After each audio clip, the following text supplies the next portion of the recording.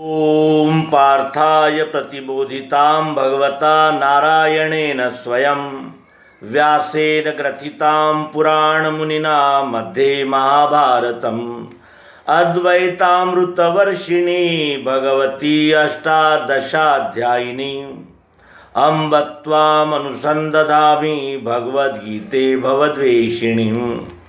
नारायण भगवान ने स्वमुख से जो पार्थ से है कही, जिसको भारत में सुछंद रच के श्री व्यास जी ने गही।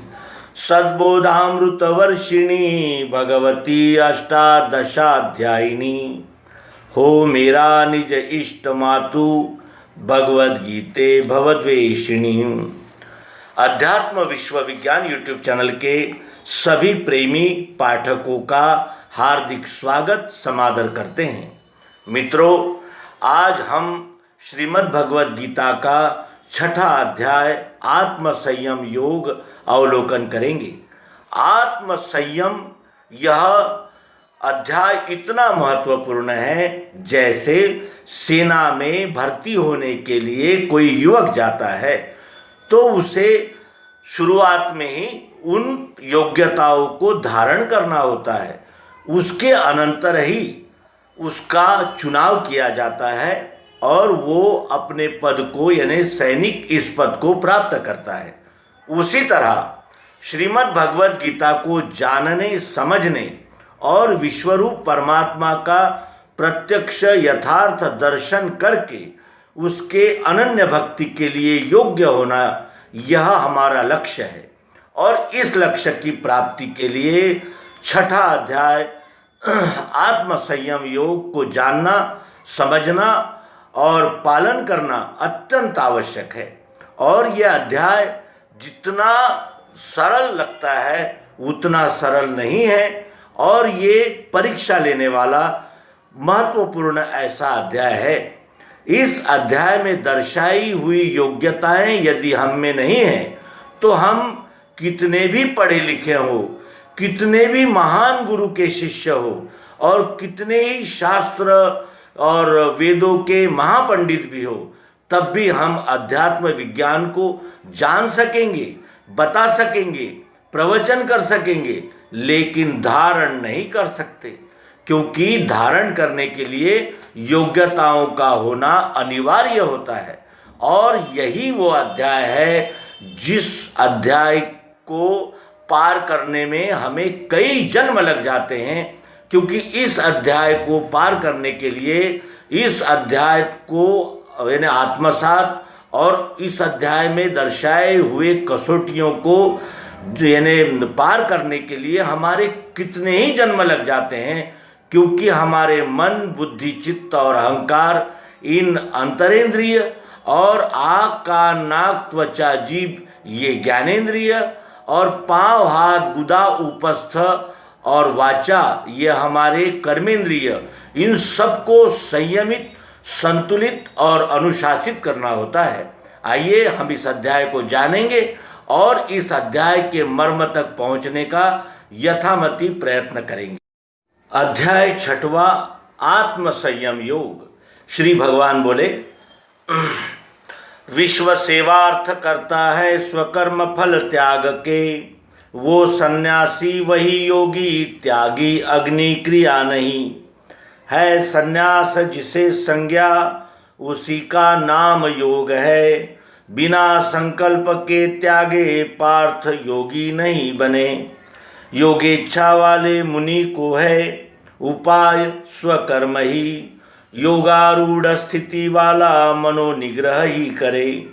विषयों से नहीं प्रीति कर्म में विधता नहीं, संकल्प सब ही त्यागे योगारूढ़ उसे कहा। आत्मा को आत्म संतोषी रखना भूलना नहीं, आप ही अपना भाई अपना शत्रु आप है।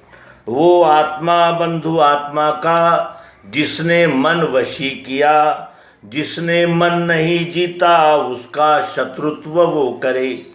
मनोजयी प्रसन्नात्मा शीतोष्ण सुख दुख में, मानापमान में वैसे वो परमात्मा स्वरूप है।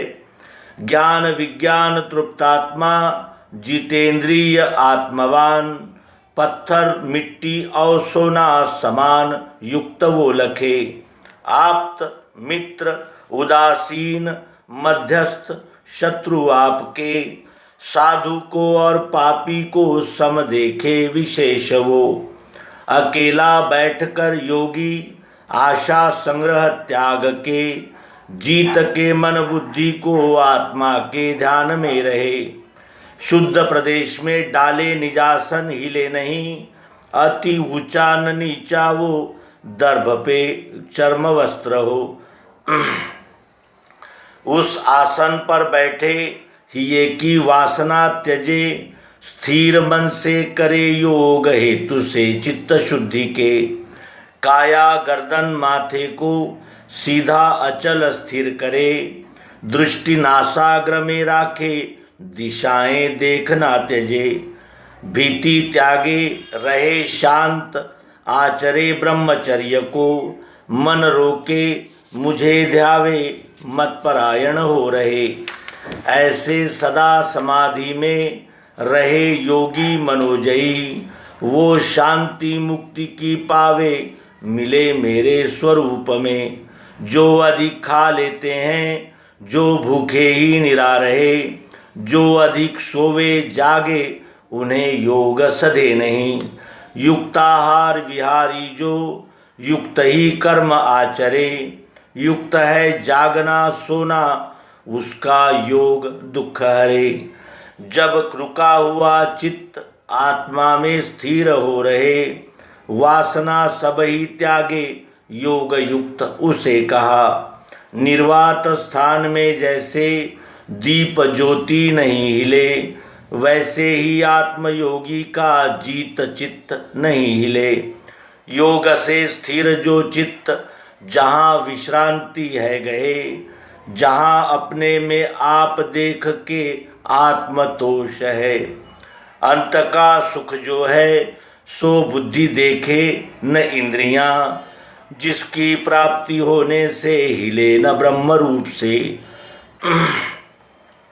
जो मिलने से अन्यत्र अधिक लाभ नहीं गिने, जहाँ स्थित योगी तीव्र दुख में भी नहीं हिले। जानो पार्थ यही योग दुख नाशक है कहा, प्रसन्न मन से करना योग वो स्थिर चित्त से।